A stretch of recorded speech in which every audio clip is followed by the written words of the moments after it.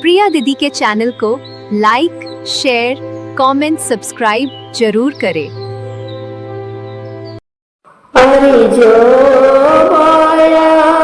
पना हो पापा नियो पुतरिया, अरे जो पना हो चाचा नियो पुतरिया, अरे मुरछी होगी रे सभा लोग हो माड़ा, अरे मुरछी होगी रे सभा लोग हो माड़ा, अरे हौसले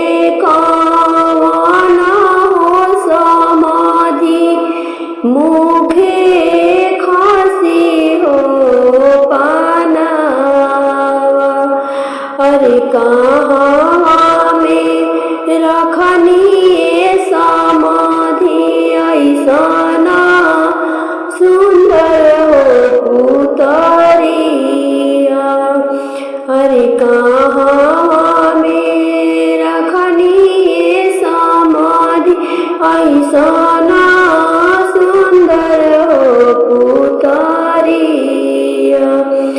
अरे रोवेले आपन हो पापा नयनवा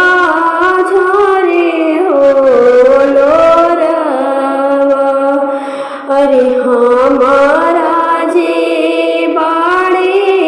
समाधि सोने की हो पिंजरा, अरे हमारा जे बाड़ी समाधि सोने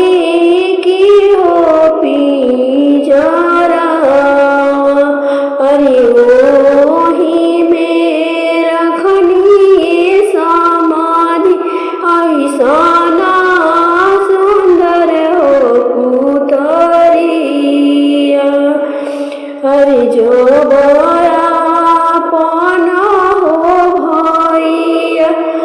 कहानी हो बहिनिया, अरे मुरछी होगी रे सभा लोग हो माड़ा, अरे हौसले कौना हो दूल्हा मुखे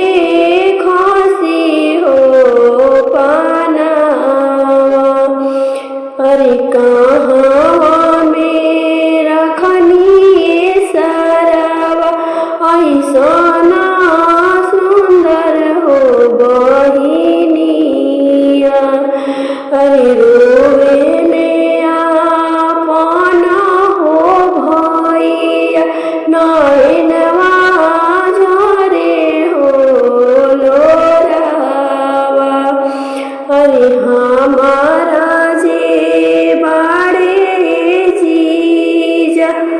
सोने की हो पिंजरा, अरे ओही में रखनी जीजा सुंदरा हो बहिनिया, अरे ओही में रखनी जीजा ऐसना